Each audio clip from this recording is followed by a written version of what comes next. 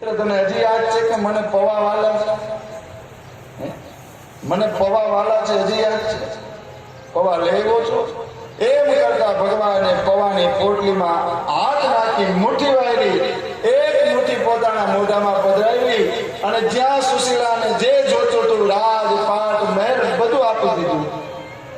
જેવી બીજી પોટલીમાંથી મુઠ્ઠી ભરીને બીજી ખાધી, જેવી બીજી મુઠ્ઠી ભરીને ખાધી, હજારો દાસ અને દાસીઓ ઘોડા હાથિયાથી બધું આપ્યું. જેવી ત્રીજી મુઠ્ઠી ભરી અને મોઢામાં પધરાવી, 8 સિદ્ધિ અને 9 નિધિ સુદામાની દાસી બનાવી દીધી. અને છેલ્લી ચોથી મુઠ્ઠી ભરવા જાય ત્યાં રૂકમણી હાથ પકડે, બસ હવે રેવા દે. જો આ ચોથી મુઠ્ઠી ભરીને તો અમારે કામ વાળા તરીકે ત્યાં જવું પડશે. સ્વામી ઉભા રહ્યા. સુદામાનો ચોથી મુઠ્ઠી જ્યાં ભગવાન ખાવા જાય એટલે રૂકમણી હાથ પકડી દીધો. રૂકમણી સમજી ગયા, જેવી આ ચોથી મુઠ્ઠી ભરી અને પેટમાં પધરાવશે એટલે અમારે બધાએ દાસી થઈને સુદામાના ઘરે રહેવું પડશે.